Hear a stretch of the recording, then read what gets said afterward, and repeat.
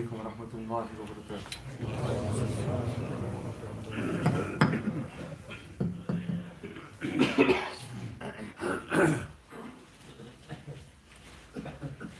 الله أكبر الله أكبر الله أكبر الله أكبر أشهد أن لا إله إلا الله أشهد أن لا إله إلا الله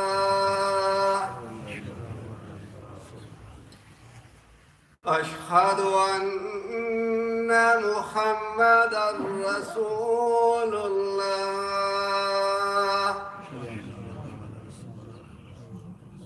أشهد أن محمدا رسول الله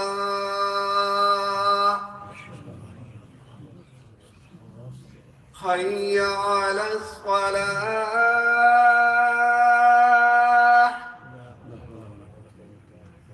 حي على الصلاة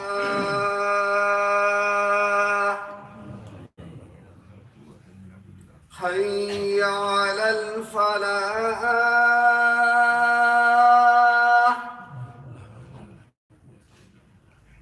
حي على الفلاح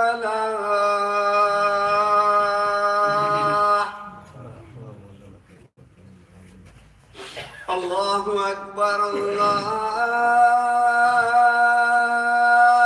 أكبر لا إله إلا الله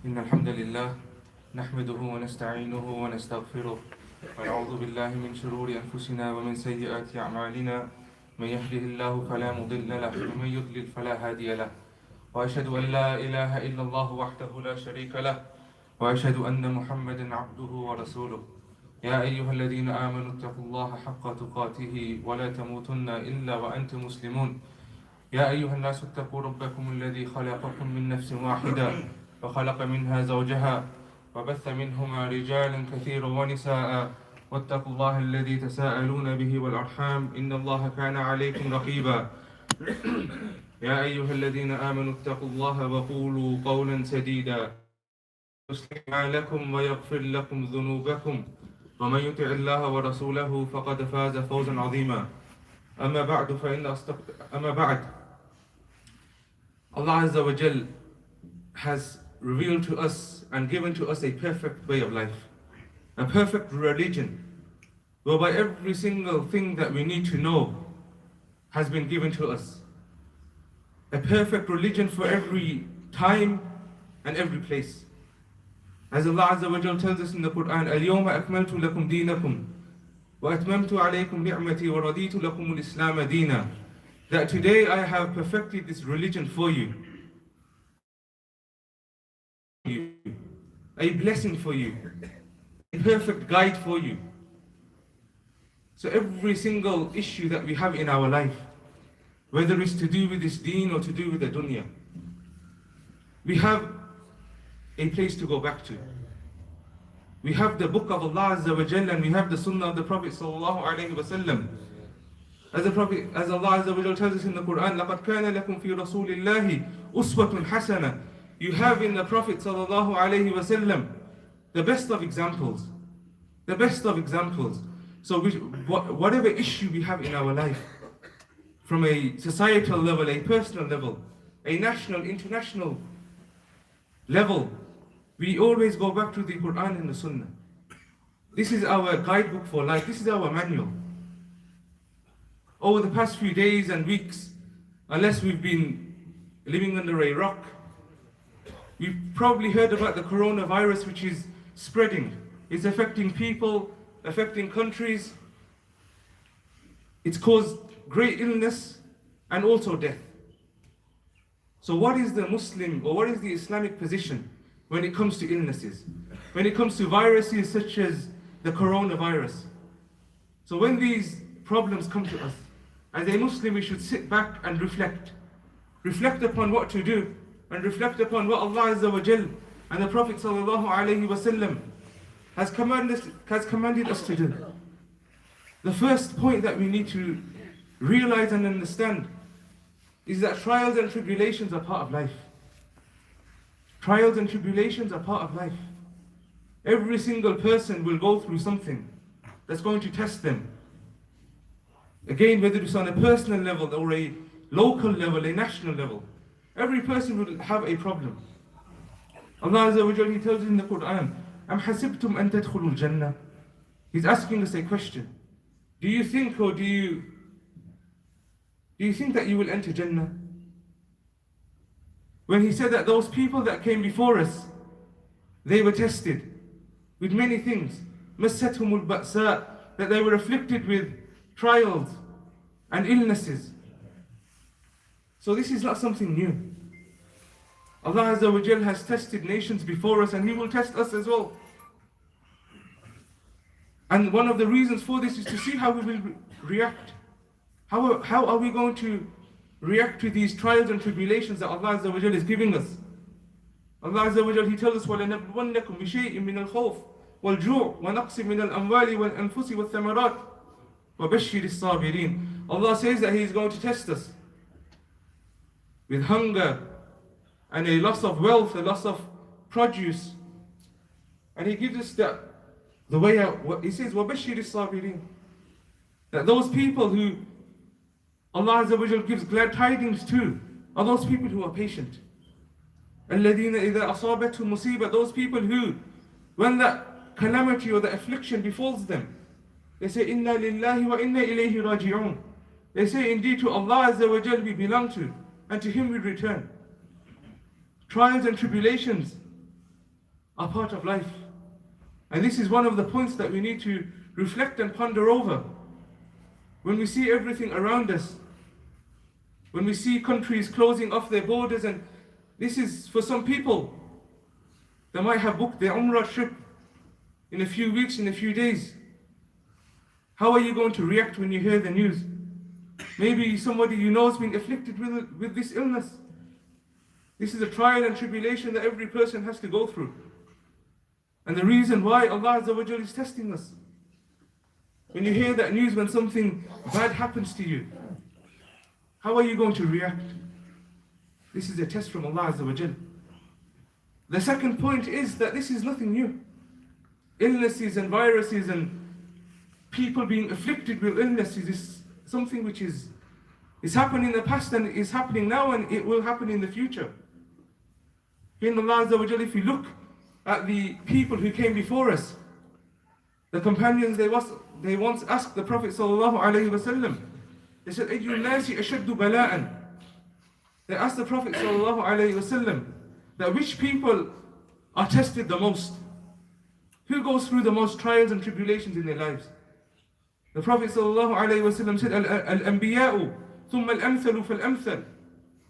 He said the prophets have gone through the most trials and tribulations, and then the next best, and then the next best.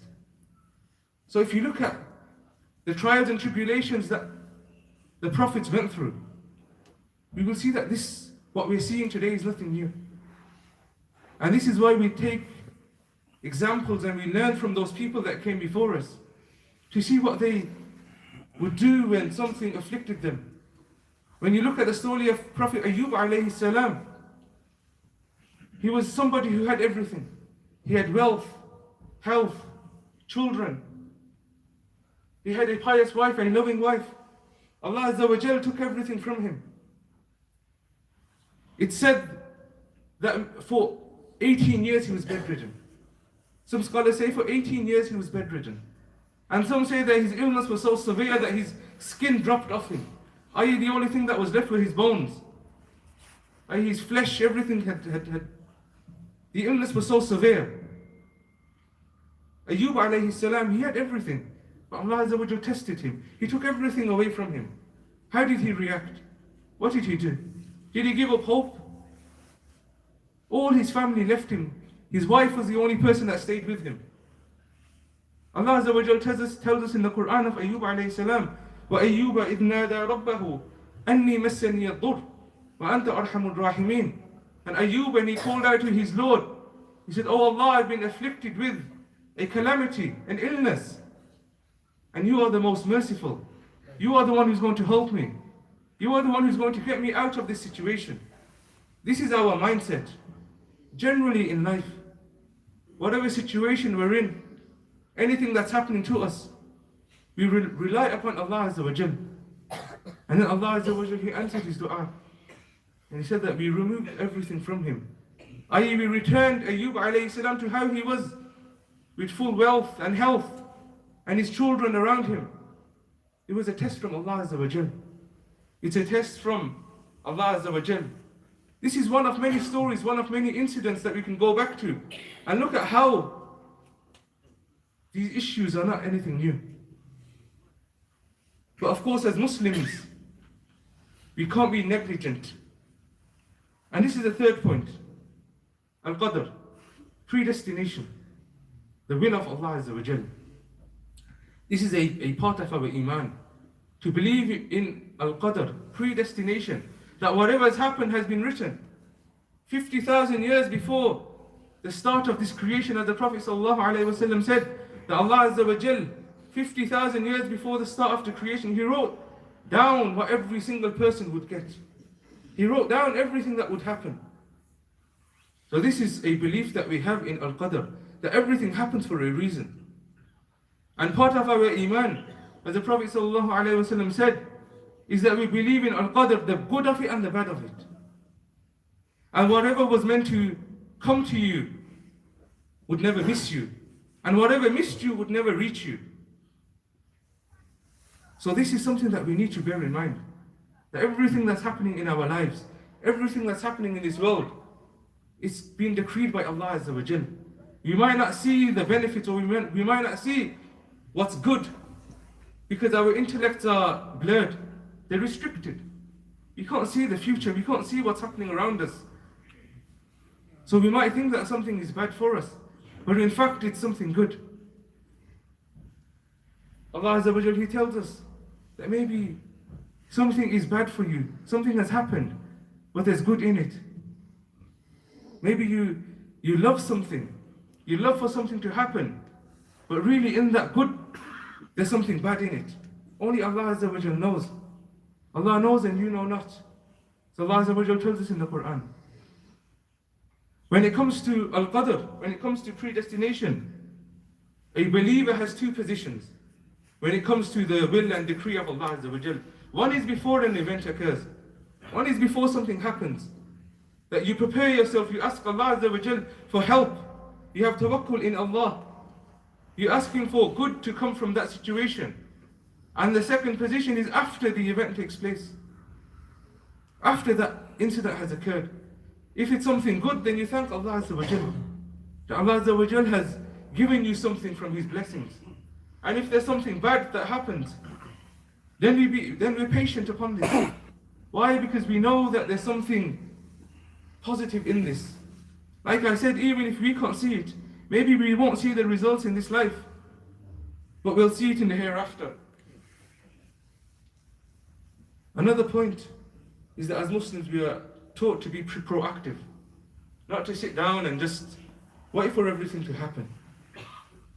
So a Muslim isn't somebody that overreacts either. He doesn't blow things out of proportion. Nor is he one who sits down and does nothing. There's a middle course. Taking those necessary steps, taking those necessary precautions.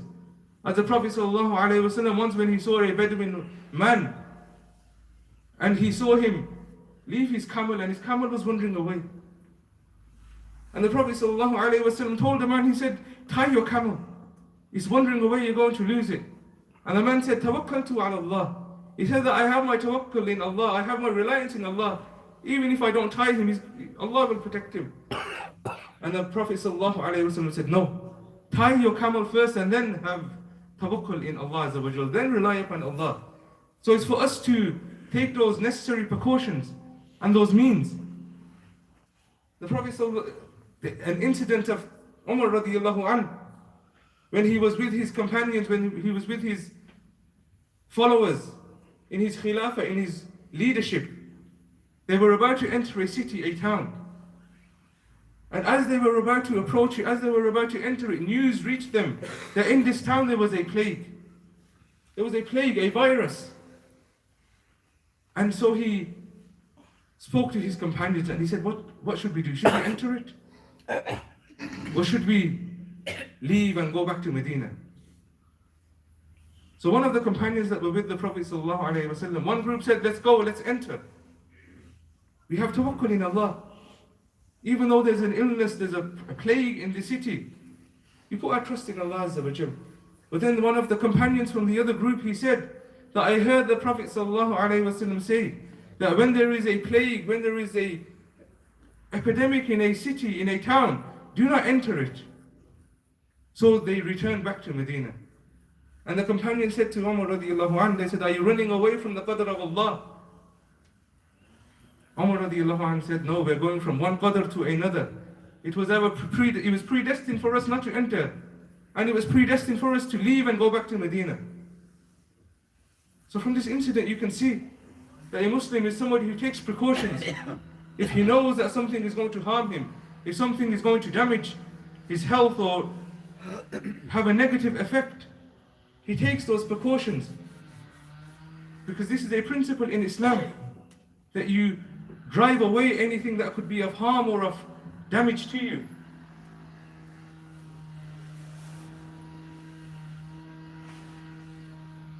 The Prophet ﷺ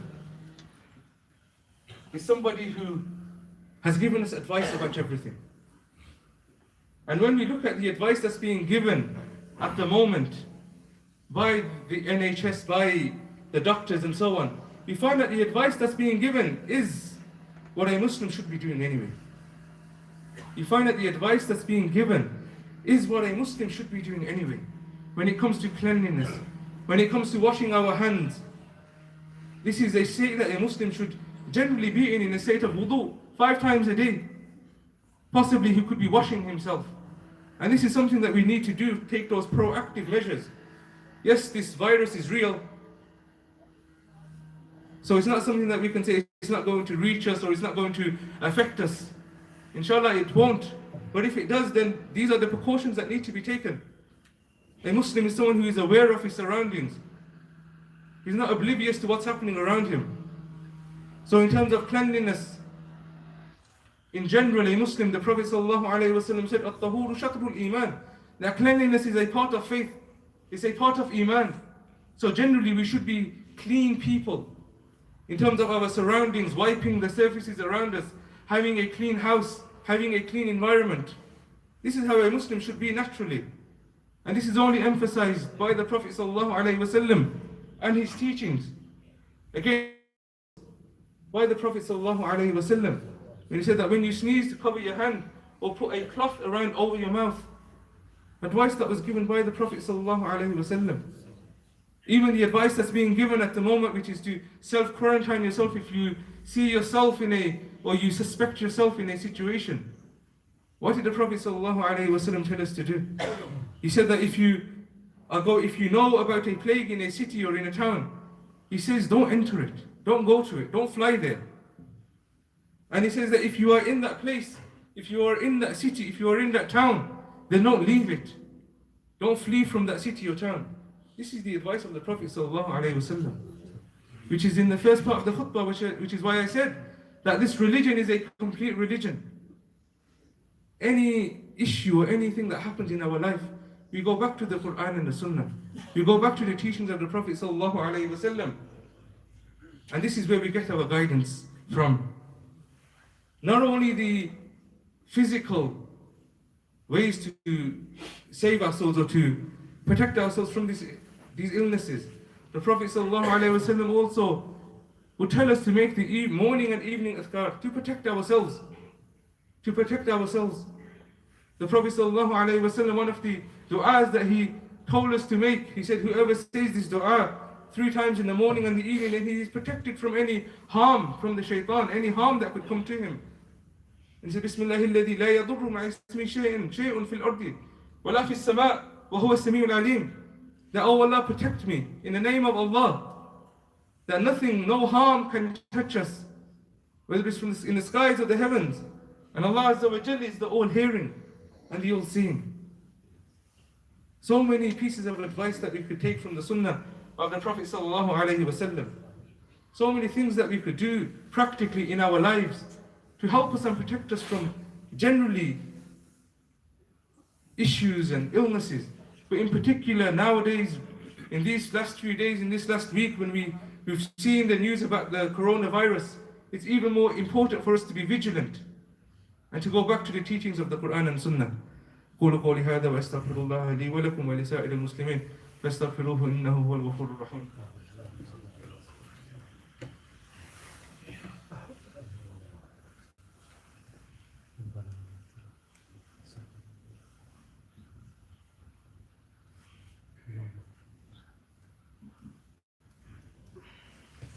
بسم الله والصلاة والسلام على رسول الله نبينا محمد وعلى آله وصحبه أجمعين. The fifth point that we need to reflect upon when it comes to these illnesses or this virus is that a Muslim is a positive person. He's an optimistic person. Whatever happens to him in life, he's optimistic. He's not negative or he's not pessimistic, and he doesn't think that he's going to be destroyed and that everything's falling apart. Whatever situation a person is in, there is always good in it. The Prophet ﷺ said, "Ajaban li amri al-mu'min." He said, how amazing the situation of a mu'min is, the situation of a believer is. He said that all of his affairs are good. Everything that happens to us are good. That when something bad happens to us, then we are patient upon it. And we know that Allah Azza wa Jal will do something better for us. And when something good happens to us, then we thank Allah Azza wa Jal. We thank Allah Azza wa Jal for that blessing that He's given us. So this is the amazing affair of a Muslim. Everything or anything that happens to him, he has a positive outlook. He has a positive outlook. The Prophet ﷺ said, "La qirata wa khayruha al-fa'l." He said that there's no such thing as bad omens. In our religion, there's no such thing as bad luck. And he said the best of a person, the best of it is that a person is optimistic. He always has good thoughts. He always thinks positively. You see, the Muslims when they were in the battle of the trench, and they heard that the mushrikun were coming to attack them. And the Prophet ﷺ, he commanded them to build a trench around the city of Medina. A trench around the city of Medina so that they could defend themselves. And as they started digging, they approached a large boulder, a big rock, and they couldn't break it. So the Prophet ﷺ, he took the axe or the sledgehammer from Salman al-Farisi, and he took the axe and he struck the boulder. He said, Bismillah. And then he said, Allahu Akbar. He said, Allah has given me the keys of Damascus. And the part of the rock broke. And he said, Bismillah, Allahu Akbar. He struck it again. And he said, Allah has given me the keys to Persia. And the rock broke more. And then he done this the third time and said, Allah has given me the keys to Yemen. And the rock broke, the boulder broke. So the companions, they were looking at the Prophet ﷺ. They were in a trench. The disbelievers were coming to attack them. And the Prophet ﷺ was talking about conquering all these lands. They were in a trench. Their backs were against the wall. But the Prophet ﷺ, in this situation, the worst of situations, he was so optimistic that they were going to overcome this situation, this battle, and they were going to take over all these lands. Who could have imagined it? How could the companions have imagined, even thought about such a thing? But this was the Prophet sallallahu alaihi wasallam. This was the Prophet sallallahu alaihi wasallam. In these situations, he would have optimism.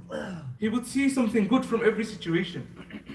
And that is why in this situation that we are in right now, this is not, again, something that we should look at and think that everything is going to finish and this virus is going to spread. And no, we have optimism. This is the position of a Muslim, a mu'min. And for somebody who's maybe afflicted with this, he has that positive outlook that Allah Azza wa Jal will never do anything or He will never harm you. For there is good in every situation. Another point that we've seen is that people have started to mock and slander maybe people from certain countries where this virus started from. If you look at social media, you'll find people have been attacked because they look a certain way. You find on social media people making comments, ridiculing, making mockery of certain people because maybe they've been afflicted with this or maybe they look a certain way. Again, this is not the position of a Muslim. This is not the position of a Muslim. It's not to mock or to ridicule or to make fun of these people. The Prophet ﷺ said, he said, خَيْرُ النَّاسِ أَنْفَعُهُمْ لِلنَّاسِ. He said, the best of people are those who are beneficial to people. If there is advice that you can give people, give it. If there is a way you can help people, then help them. But to sit and criticize and mock people, this is something which Allah Azza wa Jal has warned us against, and the Prophet ﷺ has warned us against. This is not the position of a Muslim, a mu'min, to look down and belittle and to mock people. Rather, it is to help them and to benefit them. As the Prophet ﷺ said, that the best of people are those people who are the most beneficial to people. One final point is that as Muslims, or as humans, we've seen from this situation, we've seen how weak we are. We've seen how powerless we are. Again, we live our lives as if we're going to live forever. And some of us live our lives as if we think that we are strong and nothing can bring us down. This is a perfect example of, regardless of your position in society, your financial standing, whether you are a leader of a country, whoever you are, you might have one plan, but Allah Azza wa Jal has something else. You might be planning something and Allah Azza wa Jal has something else planned for you.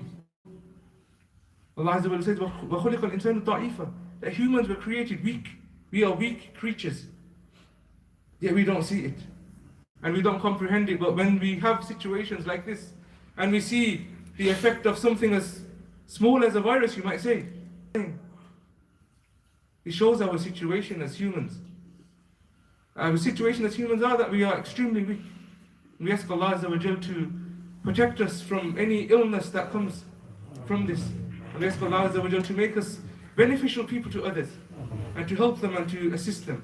إن الله وملائكته يصلون على النبي يا أيها الذين آمنوا صلوا عليه وسلموا تسليما اللهم صل على محمد وعلى آل محمد كما صليت على إبراهيم وعلى آل إبراهيم إنك حميد مجيد ربنا ظلمنا أنفسنا وإن لم تغفر لنا وترحمنا لنكونن من الخاسرين ربنا آتنا في الدنيا حسنة وفي الآخرة حسنة وقنا عذاب النار وصلى الله على نبينا محمد وعلى آله وصحبه أجمعين أقيموا الصلاة.